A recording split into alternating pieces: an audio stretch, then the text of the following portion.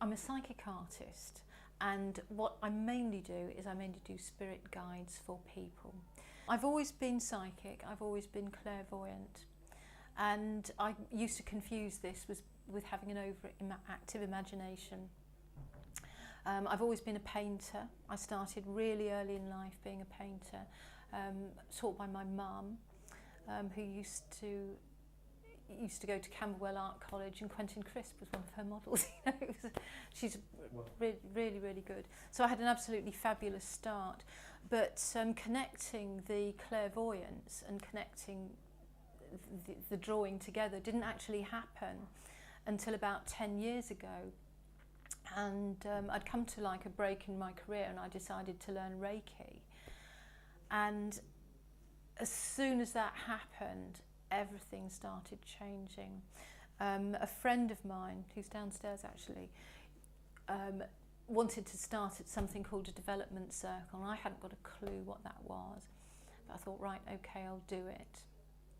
And we found ourselves after a few weeks being taught by the spirit world, and out of this energy, the art, the clairvoyance, all came together, and I found that I would see in my mind's eye, hear and feel information, and somehow another a guide would be actually working my hands and creating pictures. So now what I do is I focus this very specifically on working with healers and mediums and people who really want to know who is around them. What you would see is you would see me picking up a piece of paper, picking up pastels, and then putting colour all over it. And it would make patterns, and it would make a mess. But from this sort of like colourful chaos, I would be able to create a reading, and it would be that your guides are giving me information on this aspect of your colours that they're working with, because these effectively are they're like your aura colours. So they're your aura colours. And I would be talking throughout this process, and that's exactly what you'd see.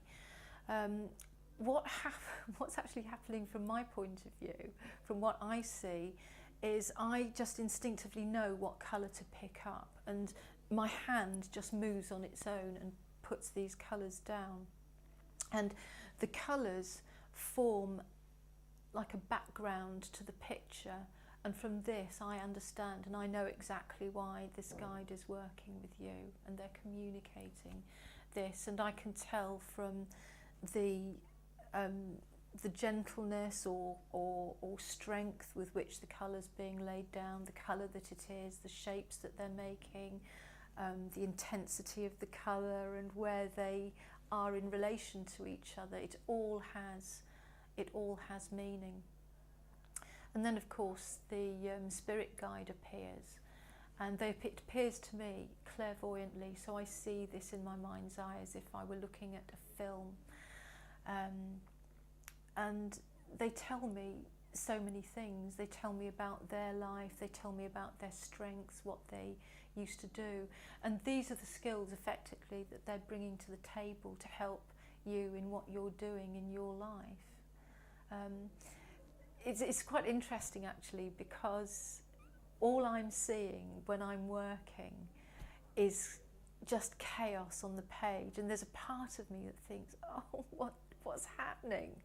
And all I'm doing is focusing on one small aspect of that picture at a time, so I can't actually see the big picture. But the way that people describe this experience that they're having to me is, well, it's all just colour, and then suddenly, like magic, it all comes together. And it's always an absolutely amazing surprise, because it's a surprise. It would normally take about 45 minutes to an hour, and I can do that either with someone sitting next to me, if you're sitting next to me, or it could easily be on the other end of the phone, or even just by pure intent we can set up a connection. So it would take about 45 minutes to an hour. I like an hour because it gives me the time to create a really beautiful picture.